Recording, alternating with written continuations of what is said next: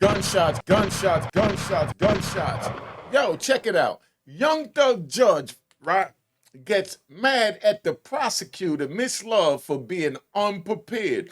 I want y'all to see what goes on in the courtroom and how a man fights for his life and he's on top. Everything he's going through, this is what Diddy gonna have to go through if he do not take a plea. you know, because you already know what. Do y'all think Diddy's gonna start telling? Do y'all think Diddy's gonna take a plea? How do you think this Diddy thing is gonna play out? But before that, make sure you subscribe if you're not subscribed. Subscribe and notification bell. Everything is notification bell, the like button, and the whole nine. And let's get this thing popping. All right.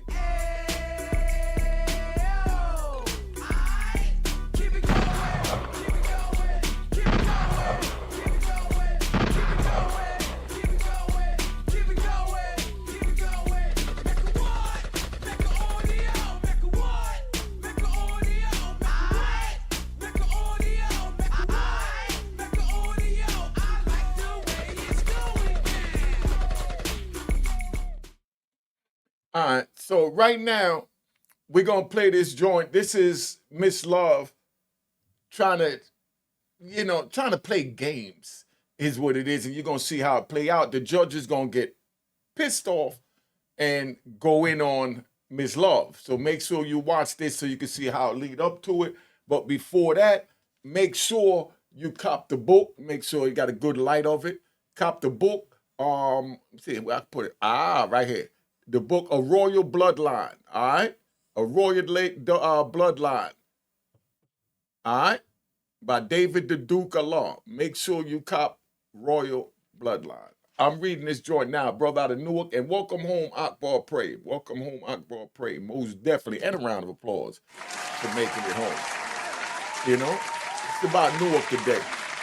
Make sure you cop the book Royal Bloodline, all right, by David the Duke of Law. Make sure you cop this book, brother out of Newark. Book is fire. You know what I mean? Now let's get right into Miss Love playing these little games. You're gonna see the objections will go back and forth, and I'm gonna commentate it so you understand in layman's terms what's going on. You know how we do it, the Mecca. All right. Your Honor, so well, first of all, my motion is a motion for mistrial based on the actions of the prosecutor. My objection initially to the item was that it contained hearsay. The state represented at the bench that it was not hearsay. There was no hearsay contained in it. We did not address the issue of what the state already knew, which is that there was a phone number attached to it that she was going to try to elicit testimony from this witness about who that phone number belonged to. That in and of itself is speculation, but it's certainly hearsay. All right. So what's going on is she said she was going to introduce a picture. I guess it was from a social media account, and it also had a phone number on it. He wanted to make sure the phone number wasn't shown. He said only the picture could be showed, is what he stipulated to. But she, said, the number's not, for nothing. So this is what the whole thing is about. It was a picture with a number on the side, like a social media printout. I used to get those in the prison. But let me ride. Let me ride real early. I'm gonna do this one real quick. My man Darnell, rest in peace, used to run a joint called I forgot the VIF. Voice for Inmates.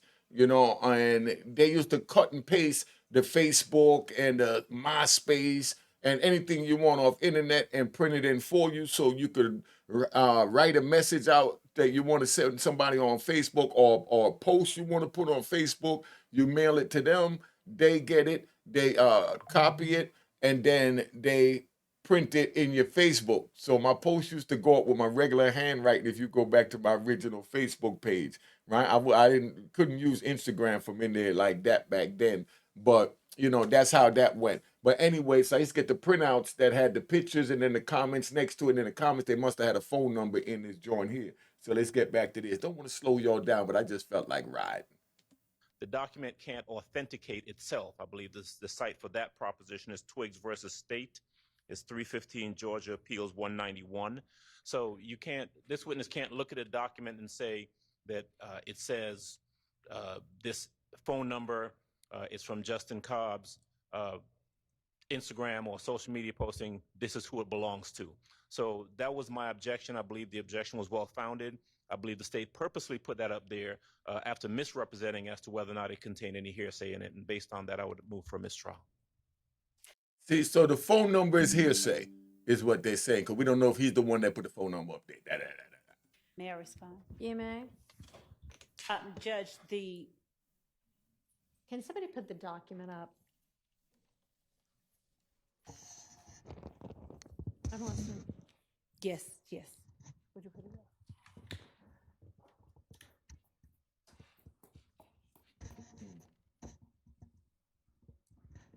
First, the state objects to a mistrial. Second, Your Honor, what Mr. Adams indicated that he did not want on here were the comments with where's the phone number? There it is. Yeah, Okay. the comments generally being all of the writing on the right side of the picture. Your Honor, And so I said to you, is any of it hearsay? Is any of it being offered for the truth? And you said, no. Your Honor, what I was asking the witness to do is to tell what was of significance to that number and what he did in terms of finding out and corroborating information that he obtained, because he obtained phone records. I don't intend that this evidence or this exhibit will prove or show that this is Justin Cobb's phone number. You're asking him that? And No, asking Your him Honor, to testify to that? I'm asking him, and I understand the court, I'm asking him you? what handle it's next to, and Your Honor, what he did after seeing what he saw on this That's social not what media you page. asked, though. You represented at the bench that none of this, that being the writing on the right side of the picture, which we're all squinting at because it's tiny on the piece of paper. And so I am relying upon you to actually be honest with the court and opposing counsel so that we can deal appropriately with the evidentiary issue. Was any of it being offered for the truth? And you said no. And then you turned around, and after it was admitted over the overruling of the hearsay objection, based on the representation that nothing was being offered for its truth, you drew the witness's attention to the phone number and tried to have the witness testify to whose phone number it was. If that is not offered for the truth, what is it? Now, we're going to let her answer that real quick, but do y'all understand? Because I really want y'all to keep up with this so you can see how intricate these trials get. I might be talking a little fast, but just keep up or slow down your play a little bit. What she's saying is that she sat there and she wanted to put out a picture. They objected to it because the comments on the side, and they had a phone number in the comments. They told her they object to it because the phone number's on the side, and she said, oh, we're not using that to authenticate no numbers or for the truth. We're just using it for the picture. You know what I mean? Just the visual. So now she puts it up, and as soon as she puts it up, she goes to the witness and she asks the witness, hey, isn't that such and such phone number? But hold up, didn't you just tell them when they objected that you wasn't going to use the number or the comments on the side? It wasn't to authenticate anything, and now you're trying to authenticate if that's the phone number to such and such? Come on, dog. Now, this is what Miss Love got to say about that. Let's ride. You want to ride with Miss Love or what, man? I love this joint here. Your Honor, it explains what steps he next took. It wasn't that he sat there and took this phone number and said, okay, this is Justin Cobb's phone number. He went and sought records based on what he saw on this social media post. So it's not, this post can't prove anything, but I do expect that the witness will testify based on what he saw, regardless, because it's a legitimate. Why can't you just? Yeah, she's saying that the picture can't prove anything, but she wants the witness to prove that that number belongs to such and such a specific person. But it's not to prove anything. She just said that out of mouth when we all just heard her. The judge is telling her that she heard her when she said straight up that, whose number is that? We need you to, let us know whose number that is. Come on, dog.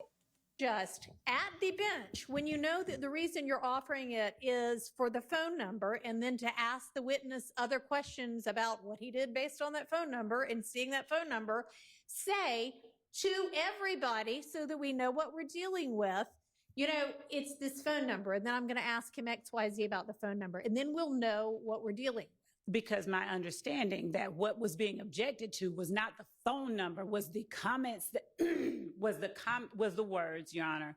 And But what about the numbers that's next to the words in the comment, which is a phone number, which is in numbers next to the words in the joint? What are you saying, Miss Love? What are y'all getting from this? Somebody help me understand. And again, this piece of evidence does not prove anything, as anybody would be able to say. But when he saw this on Justin Cobb's page, or a picture of Justin Cobb next to what he believed to be Justin Cobb's handle, he sought additional information. The entire cross. Number with the comments. I'm sorry, what, Your Honor? I mean, that is included within what you're now calling comments. All of them just being. And I asked at So she's saying the same thing I was just saying. They all included. I mean, so what? It's numbers. It's a comment with numbers that symbolize something in the comments, Miss Love. Stop it. I should have been a lawyer. I should have. Round of applause to me being a lawyer. I might even still be a lawyer. I might calm down, y'all. Calm down. Relax. I might even continue my legal career and get in the lawyer. Not too. I say lawyers 90. You know what I mean? My mind will still be working at 90. All right, let's keep this thing moving. At the bench, what comments they were asserting was hearsay, Your Honor. I literally And asked I that. asked at the bench, is any of this being offered for its truth? And Your Honor, it's being offered to explain DDA Sprinkle's actions that he took. But what about the number? You want him to specify whose number that is as under oath. And you're forgetting that, Miss Love? Next, Your Honor, these records have been collected as part of what he did in this investigation. He was asked on cross-examination, did he take particular steps to corroborate what was given to him in certain interviews? That was the preceding question before I asked him about this particular post. So the state intended and intends to introduce the records that DDA Sprinkle produced or obtained after seeing this post. This post can't suffice to prove that that is Justin Cobb's number. This post only explains why DDA Sprinkle got the number. But stop it, Miss Love. Miss Love, stop it. This way, if I was the judge, I'd tell you, I'm going to be the judge right now. Miss Love, stop the crap. You know what I mean? You're asking him to specify if that's the number. You're asking him to stipulate your witness if that's the number, but now you're acting like the number is not important, but yet you went right to, is this such and such number? Because what are we doing here? And then as far as Miss Love, right? Miss Love, I'm playing the judge right now. Now, Miss Love, check, right? You sitting here and you telling me this crap and that the numbers is not a part of the letters. It's only letters in the comments. It's no numbers. So when someone gets a text with letters and numbers, they should ignore the numbers because they said that they only want to read the comments. And the number, I guess you're saying, Miss Love, is not a part of the comments? You see how you can break it down and make it sound real stupid? All they're doing is using this trial so the feds can listen to everything, run this back, and the feds is already putting together an indictment for all this. Sorry to wish bad on the fellas, not wishing bad on them, just telling you the facts. This is how they play. They're getting ready to shake it up right now. Stop it. Get out the street. It's not worth it. Take it from a man that served 26 years in federal prison for doing the same things that you're doing now. When I was your age, didn't know no better, and now I'm back from the living dead, being confined in prison to give you the real. It's not worth it.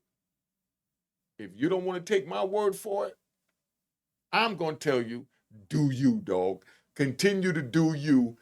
You could have my old cell. You know, let's get back to Miss Love, man, with this foolery.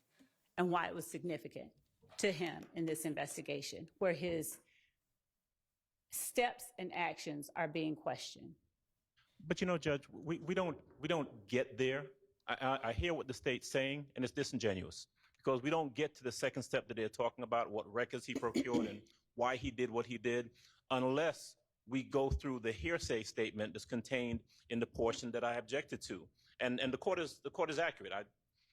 I was there and I asked for everything that was on the right side, all of the verbiage to be, I said that was hearsay. The state said it was not. It clearly is, because to ask him that specific question, I mean, listen, none of us are obtuse I asked. here. It is. Yo, hold up. Y'all check out Thug right now. Look at Chuck. Thug loving it. Thug like, man, fighting for me. You know, when you in that position, right? Let me take a ride with you. Because I was in that same position with my lawyers standing around me doing all this fancy stuff that he doing. I can laugh at it now that I passed the fact, but trust me, it ain't no joke to Thug right now. But I was sitting in there with certain time when my lawyer got on a witness and, you know, and hooked and jabbed the prosecutor. And I said, that's smart. You know what I mean? Brought him all the way from New York City, straight yard man. Now come down here and hitting the prosecutor. Boom, boom. And I'm like, ooh, we fighting now. And this is how I'm feeling in the courtroom while I'm looking at life in prison. But the whole point was, it felt good to be in the fight. Could have just got 2 to the head. That's how I lost my brother. But I was spared to go through another fight. That's where my mentality was at. Now, if that ain't twisted to you, then they got a jail cell waiting for you too. Because my mind was still twisted then. I'm going through trial, I'm laughing, I'm carrying on. I mean, you know, I'm sitting there and, you know, the crazy thing, my co-defendant, I had a co-defendant go to trial with me. I had 2 co-defendants go to trial with me, right? One pled guilty after the first day. He heard them come in and say that, you know, they was going to prove that I sold, you know, a couple of 100 kilos of crack cocaine. And his lawyer told him, yo, you know, being that you go on this is a lie, but this is what they use. They say, you know, being that you go into trial with him and you're on the conspiracy, whatever he's responsible for, you're responsible for just as well. My co-defendant said, yo, how much you offering me? Let me get away from here. Somebody got 500 kilos of crack cocaine, and this kid was only selling 20 blocks in a hotel. And they talking about getting like 500 kilos of crack. He said, man, guilty. And that's how they tricked him into pleading guilty. My other co-defendant took it all the way to the door, went to trial with me, and that's the one while I'm sitting there, I'm looking over at him, and he's sitting there and he's sweating. You know, he's a young kid. He's like 18, and I was 29 at the time. So he's sweating, you know, and I'm looking at him and I'm tapping him under the table, telling him, cheer up, nigga, we fighting. You know what I mean? He looked at me and he said, nigga, you serious? And, you know, and I said, man, we fighting. But, you know, I had to keep our spirits up. This is what I'm doing in the courtroom. So I'm tapping him on the table and I'm looking at jury. When I think that, you know, jury ain't looking, I might tap him and say, yo, listen to this crap. You know what I mean? Yo, could you believe they saying all this crap? And they'll be like, man, I'm glad I'm not you. You know, I'm telling him, I'm glad he's not him, and I got a kingpin charge looking at life, but he had the murder charge. So I'm like, man, I'm not, you know, when they said something crazy about him, about the murder, I said, yo, I'm glad I ain't you. And he looked at me, he said, man, I'm glad I ain't you. You know, this is how we carried on in the courtroom. But, you know, that's what Young Thug is going through right now, because he's still got the fight in him and he's not going to let it beat him down. And just watch the way Young Thug is sitting up, he's jittery, he's doing him. Yo, it's a fight, man. Just listen, man. I don't care if I get my whoop, as long as I fought back. And that's how you feel when you're in the courtroom, not just when you're on the concrete. Let's get this thing moving, man. All right. It is what it is. I think that the state was disingenuous about it. State's being very slippery in regards to their response they to the being court's slippery? questions. I think it's willful, and I think a mistrial is appropriate. And I'm I asking mean, I for one. can't figure out what it is. If it's disingenuous, if it is that, I mean, I don't want to malign the prosecutor standing in front of me right now. So I'm not going to say the possible things that it could be, but it is baffling to me that somebody with the number of years of experience that you have, time after time after time, continues to seemingly purposefully hide the ball to the extent you possibly can for as long as you possibly can. And I really don't want to believe that it is purposeful. But honestly, after a certain number of times, you start to wonder how it could be anything but that, unless it is just that you are so unorganized that you are throwing this case together as you try it. Yo, she just went in. And she gets a round of applause. And she gets a round of applause for that joint there. Ooh. Ooh. She let Miss Love know, like, yo, check it out, man. This is her talk, Miss Love. Yo, I don't want to believe this, all that crap she just said, broken down for my peoples. The judge was saying to Miss Love, I don't believe you're trying to play me like a fool. You must think because I'm sitting up on this thing with the judge and I'm playing golf with the president and doing whatever and moving around with politicians that I don't know what is going on. You must think I'm a fool sitting here, keep trying to push the limit. You're hiding everything you can as long as you can. You're lying to me and you're really just playing me like a fool. I don't want to believe that. Because then I have to tie my hair up, put my Vaseline on, and get my white girl flip-flops on and whoop that chocolate.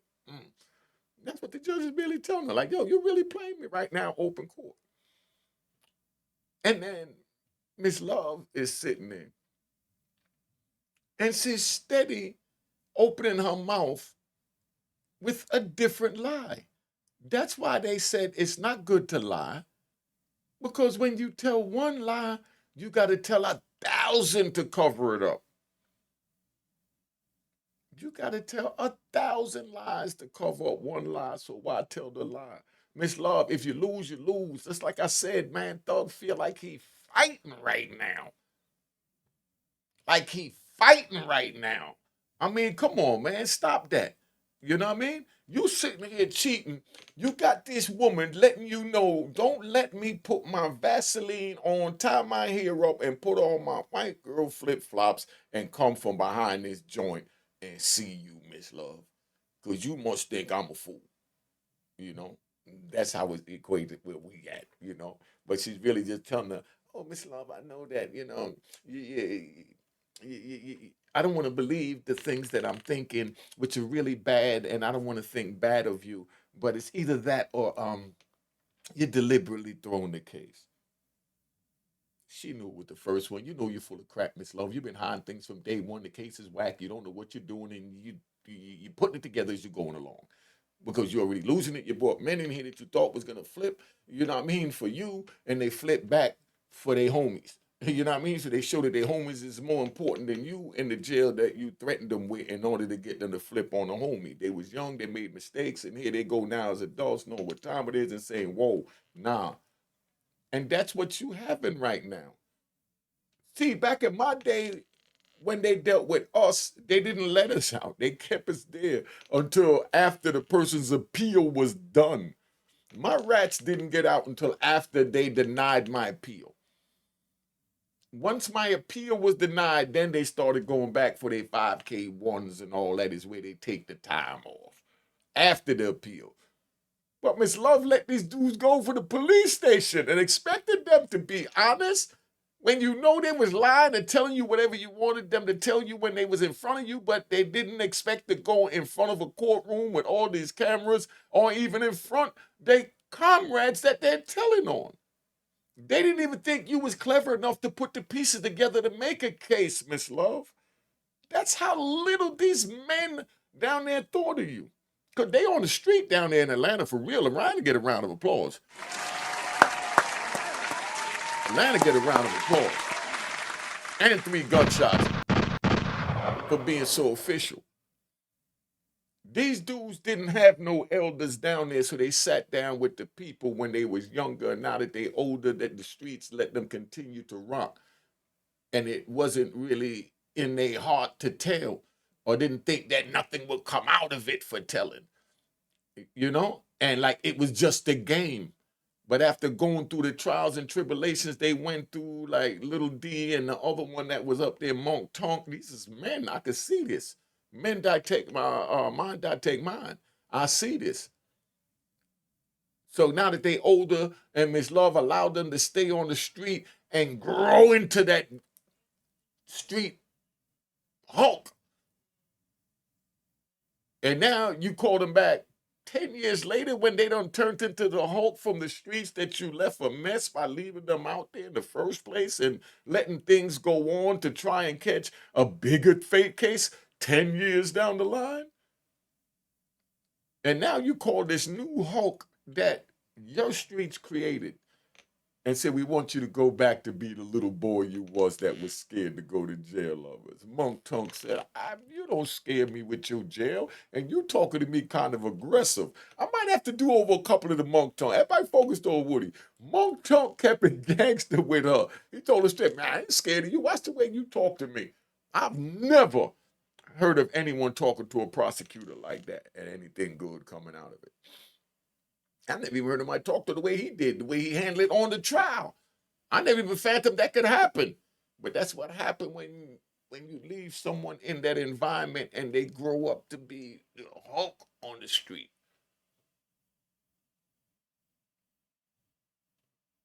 That's what it is. But like I said, during my time, they would have just put your ass in jail. They would have just threw you right in jail and kept you in jail until after the trial. Trial take 5 years, 7 years. That's how long you're going to stay there, and you pray this dude hurry up and go to trial so that you can get, go testify and get out of there. That's what these bastards used to say, man. And it irks me to my stomach because it's like, they had people coming in. Let's ride. They had people flying in that was already in the prison system when I first got locked up, and they coming in to testify against other men that they locking up. And then I run into a dude that came back that was going to testify against me. And when he seen me, he said, yo, after looking at you, man, they expect me to come back here and testify against you. But I'm going to tell them, take me back to Petersburg, man. I can't do it. You a straight man. I see the fight in you. And I'm not going to help them with your situation. He said, man, I ratted. I got my 15 years. I'm good with that. I don't need to play with them sitting there trying to go at a king like you. And I give him a round of applause. He know who he is. He know who he is. He told me we was in in the county jail down there in Norfolk over on Granby Street. They got the cells next to each other, and they got a wall, and they got a cell, and they got bars. You know what I mean? So we at the joint, and we talking through the wall, and he's telling me who all going to testify against me, and that he was going to testify against me. And then he told me all the evidence they had against me, which wasn't nothing. I'm like, man, I could beat this. You know what I mean? From what he's sitting here telling me, because this was my brother's case in Virginia. All my brother did was buy drugs from me. You know what I mean? And, either me or him sent it down. He got it, did what he did. And then he came back and brought more drugs. I didn't tell him who he worked for, how to do this, how to cut it, how to cook it, who it is. I didn't get involved in none of that. I sent 20 keys, send back my 500,000, and I'm done. You see where I'm at? So I'm like, man, I know I can beat this. But I say all that to say, man, it's a fight. I don't want you in that fight. If you choose to be in the street, stand strong in that fight. Just like you playing basketball and you say, stand in the paint. If you want to be in the street, that courtroom is the paint. You know what I mean? Now you're playing basketball, you got the paint right in front of the basketball, you stay there over 5 seconds, you get a foul. Well, over there, you stay there over 5 seconds, you get life in prison. And this is what I'm trying to prevent. All right? Been on here long enough, been riding like a mother. I'm feeling y'all. Oh, and make sure you cop my man book, man. All right? Make sure you cop the book, The Royal Bloodline, all right, by David, the Duke of Law. Make sure you cop The Royal Bloodline and welcome home again, Akbar Pray. All right? Let's get this thing popping. Oh, if you subscribe, hit the notification bell. If you subscribe, hit the notification bell. If you're not subscribed, subscribe and hit the notification bell. Hit the like button, Cash App on the screen. Make sure you hit the logo that says it was created in 2020. The game is to be sold, not told. You think I'm talking fast? I'm from New York City. No, I'm talking fast because I'm a hustler. All right. Cheers, cheers, toast the crime, the crime, the crime, the crime, the crime.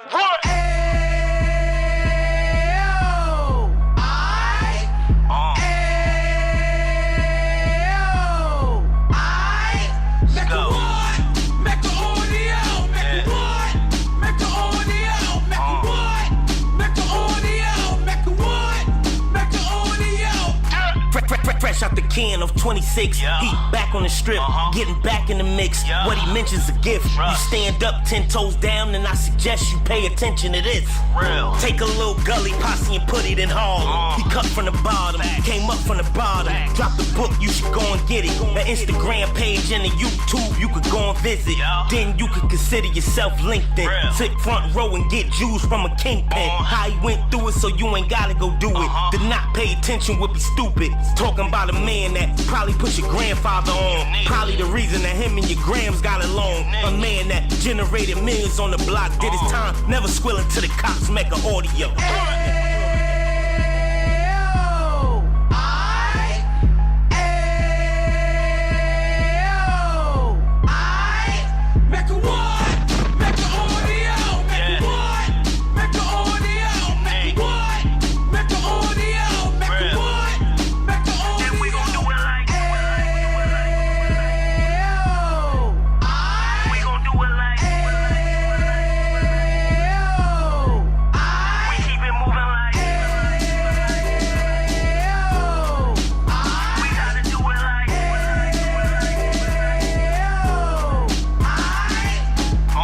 Get it live like 2 G's in the 90s. Drop top beamer so shiny. I let shorty go, she was whining. Treat her like my past, she behind me. Spend a couple bands on the Dapper Dan. You be back again, getting green like a Packers fan. No cap, it's a raw in Uptown. They be horn Uptown, Dominican bust downs. Now we on the positive, we got a lot to give. Now he trying to stop the kids from being inoperative. So take heed, homie, lend an ear. He started in Uptown, he gon' finish dead. But now it ain't about selling drugs, buying cars. It's about buying property to make the community ours. So we can give back to the